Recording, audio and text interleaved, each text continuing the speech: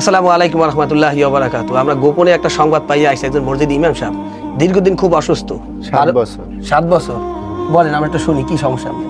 আমার প্রথমত লিভারে টিউমার হয়েছে, স্কয়ার হসপিটালে দেখাইছি, ওখানে টিউমার এই যে ওষুধের মাধ্যমে সেটা মোটামুটি আলহামদুলিল্লাহ গেছে। পরে হেপাটাইটিস এসবি আজকে 6 বছর, তারপরে গ্যাস্ট্রিক আলসার, ডায়াবেটিস, এখন আবার এই যে কোমরের এই সমস্যা, এখন 1.5 লাখ টাকা চায় অপারেশনে। ডাক্তার মাহমুদুর রহমানকে দেখাইছিলাম, তারপরে ঢাকা পপুলার দেখাইছে, ওখানে ঔষধ লেগছে, তাও ঠিক মতো খাইতে পারিনি টাকার অভাব।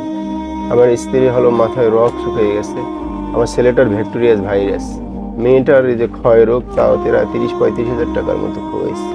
এই ইসলামবাগ হাসপাতালে ডাক্তার দেখাইছে, আরও আছে এগুলো নতুন দেখাইছে এগুলো। এখন আমি এই যে ঠিক মতো নামাজ পড়াইতে পারি না, আমি মুসল্লিরা মিল্লা দিয়ে দুই দিন ফজরের সময় যাইতে পারি না, উঠতে পারি না। আমার স্ত্রী নাই, এই জন্য আমি ঠিক মতো পুজোর পানিটা আনতে পারি না, একটু পানি দিয়ে আগায় দিয়ে আসতে, তাও এখন পারি না। ওই গেলে আমার কাকিমা আছে, উনি এই যে দুপুরে ভাত খাই, এবার পান্তা ভাত আছে, একটু বড়া দিয়ে গেছে, খাইছে। ওরা থাকলে একটু রান্না করতে একটু খাইতে, তাও পারবো। দেশ ও প্রবাসে যে মানুষ আছে তাদের কাছে আপনার আকুল আবেদন কি? তারা যদি মনে করে যে আমার এক ভাই আছে যে সে খাইতে পারে না, ডাক্তার দেখাইতে পারে না, যদি পায়, আমি যাই না, কোনো কারোর কাছে যাই না, সমাজে লজ্জায় মানুষ এটা করতে পারে। আমাদের এই গ্রামে ওই আইয়ুবুল চাচা আছে, ওনার ছেলেরা পাঠায় মাঝে মাঝে, ভাই একটু ওষুধ খাই। আজকে আমি 2 মাস তারিখ ওষুধ খাইতে পারি। এই যে ডাক্তারের কাগজ দেখলাম এত অনেক, এই সব ডাক্তারগুলো দেখাইছেন আপনি? দেশ ও প্রবাসে যে বাইরে আছেন, টাকা পয়সা বিভিন্ন কায়দায় খরচ হয়ে যায় ভাই।